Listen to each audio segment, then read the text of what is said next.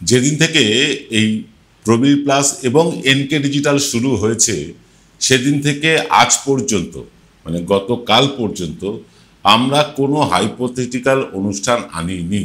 অর্থাৎ ভবিষ্যতে কি হতে পারে এটা শুধু সমীক্ষা ছাড়া আমরা আর কোনো মানে আমাদের পর্যালোচনা আনিনি।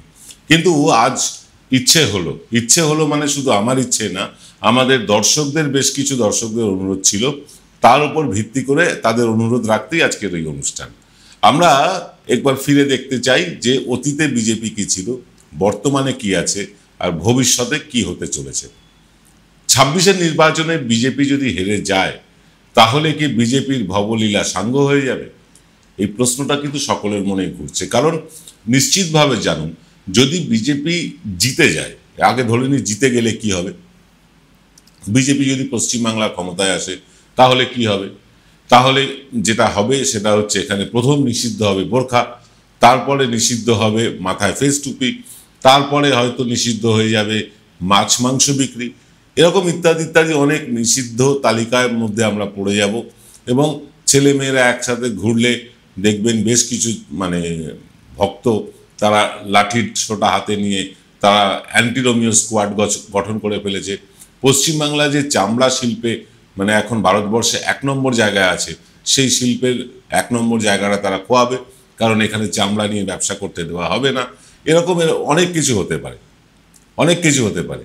আবার ডবল ইঞ্জিনের সরকার আসলে ত্রিপুরা যেভাবে মানে রকেটের গতিতে ছুটে চলেছে ধ্বংসের দিকে, আমরা সেভাবে ধ্বংসের দিকেও পৌঁছে যেতে পারি।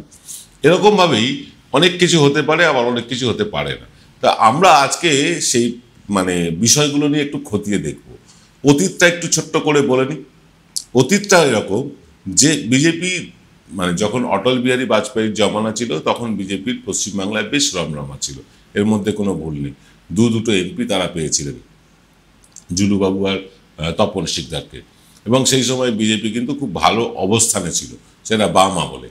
তারপর বিজেপি কিন্তু ধীরে ধীরে এখানে অটল বিহারী বাজপেয়ী সরকার চলে যাওয়ার পর বিজেপি ক্ষইতে থাকে, শূন্য হতে থাকে, এমন একটা জায়গায় পৌঁছে যায় যে তাদের ভোট শতাংশ 5-6% মধ্যেই আটকে যায়। তারপর নরেন্দ্র মোদী ক্ষমতায় আসার পর 2014 সালে তারপরে বিজেপির আবার পুনরুত্থান ঘটে বাংলায়। ধীরে ধীরে বিজেপি শক্তি সঞ্চয় করে, এবং সবচেয়ে মজার ব্যাপার যে বামেদের প্রায় 22-22.5% ভোট বিজেপি নিজেদের অনুকূলে টানতে সফল হয়। এবং বিজেপি টানতে সফল হয় না, বামেরা নিজেরা গিয়ে বিজেপির পায়ে তাদের ভোট অর্পণ করেছে এটা জানি না, কিন্তু বিজেপি মানে যতটা ভোট লাভ করে বেশি পায়, ঠিক ততটাই ভোট কম পায় বামেরা, মানে অঙ্কটা 2-2-4-এর মতো। যাকে সে কথা। তো এইখান থেকে বিজেপির উত্থান। তারা 18টা সাংসদ পেয়েছিল, তারা দিলীপ ঘোষের নেতৃত্বে পশ্চিমবাংলায় লড়াই করে 77টা বিধায়ক পেয়েছিল। কিন্তু আবার দেখা যাচ্ছে এই 2024-এর ঠিক আগে থেকে যে বিজেপি ধীরে ধীরে ক্ষইতে শুরু করেছে। অর্থাৎ বিজেপির যে পিক মানে পয়েন্ট সেটা বিজেপি ছুঁয়ে ফেলেছে, তারপর আবার নিচের দিকে নামতে শুরু করেছে। এখন তো বিজেপি যথেষ্ট নিচের দিকে আছে, কিন্তু বিজেপি জিতলে কি হবে, বিজেপি হারলে কি হবে, সবটাই আমরা বলছি, কিন্তু আমরা এটা কখনো দেখছি না তাকিয়ে, বিশেষ করে সংবাদ মাধ্যম এটা দেখছে না যে বিজেপি যদি পশ্চিমবাংলায় ক্ষমতায় না আসে তাহলে কি হবে আমরা আলোচনা করছি, কিন্তু বিজেপি যদি বিহারে ক্ষমতায় না আসে তাহলে বিজেপির কি হবে এটা নিয়ে জোর চর্চা হচ্ছে বিভিন্ন সংবাদ মাধ্যমে, বিশেষ করে ইউটিউবে, যে বিজেপি যদি বিহার দখল করতে না পারে তাদের কেন্দ্রীয় সরকার চলে যাবে, আর কেন্দ্রীয় সরকার চলে গেলে পশ্চিমবঙ্গ সহ সারা দেশে যেখানে বিজেপি বিরোধী দল আছে সেখানে তারা শূন্য হতে থাকবে, এটাই তো স্বাভাবিক। কিন্তু আমরা ধরে নিচ্ছি যে বিহারের নির্বাচন বিজেপি জিতবে, এনডিএই সরকার গঠিত করবে।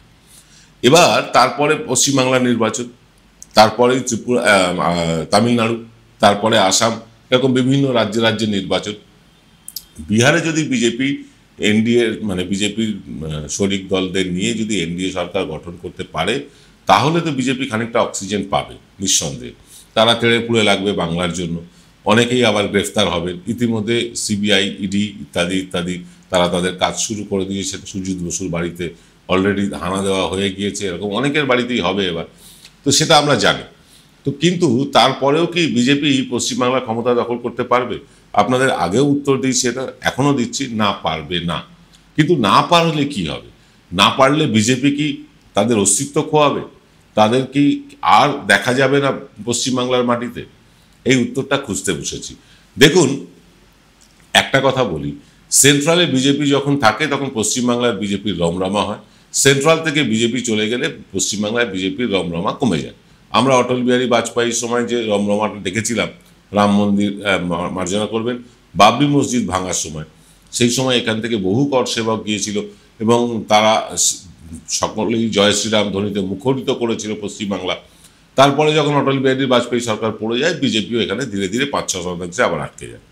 এইবার কথা হচ্ছে যে এই যে সামনে 26-এর নির্বাচন, এই নির্বাচনে বিজেপি যদি হেরে যায় তাহলে কি হবে?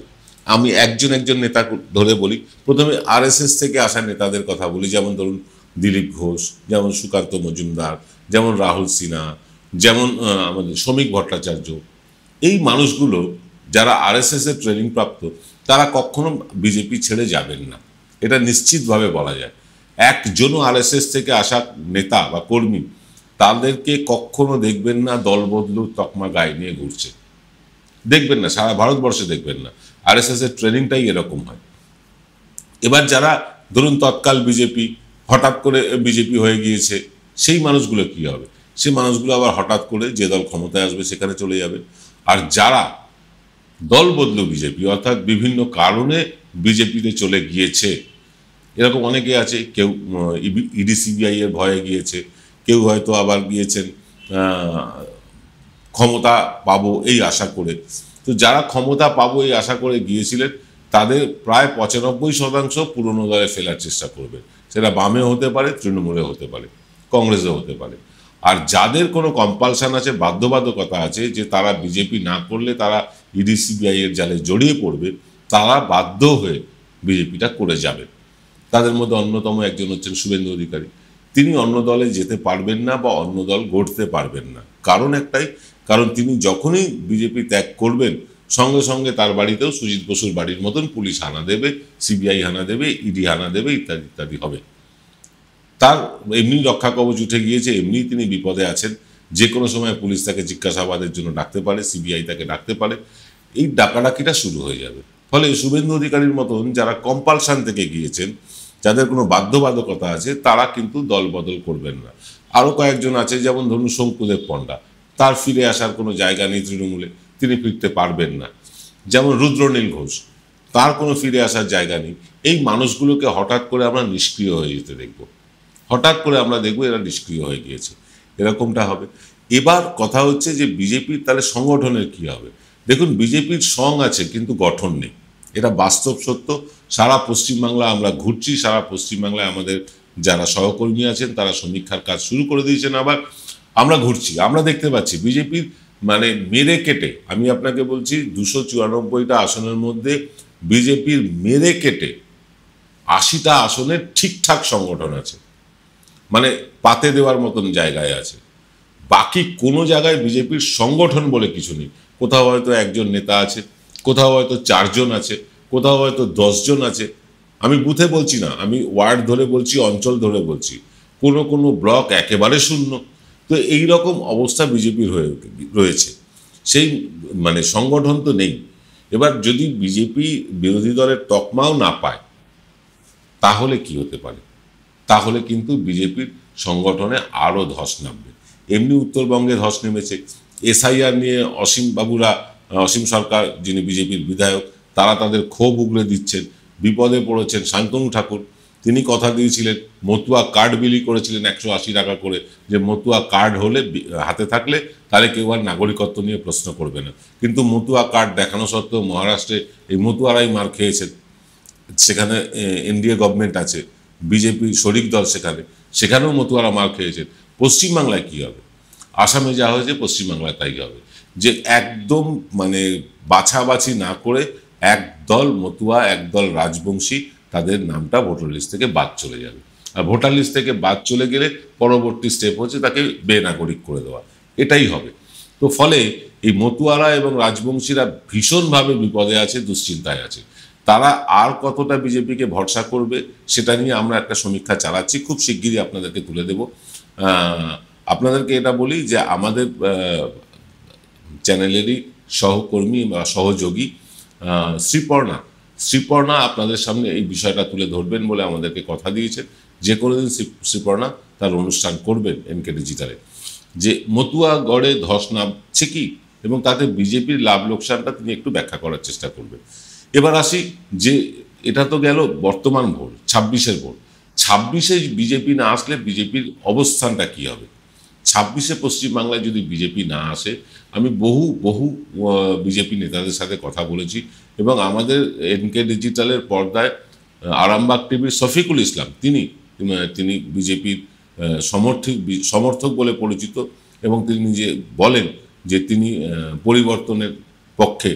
তো তিনি নিজে বলেছেন, আমাদের চ্যানেলে বসে বলেছেন যে বিজেপি যদি 26-এর নির্বাচনে ভোটে জিততে না পারে, ক্ষমতা দখল করতে না পারে, তাহলে কিন্তু বিজেপির আর সম্ভাবনা নেই।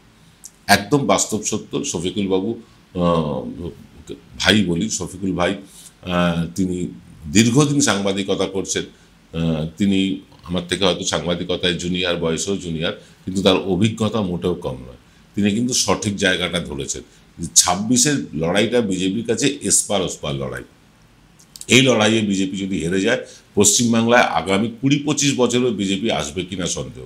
কারণ এটাও ঠিক যে 29-এর যে লোকসভা নির্বাচন, সেই লোকসভা নির্বাচনে বিজেপি 240টা আসনও পাবে না।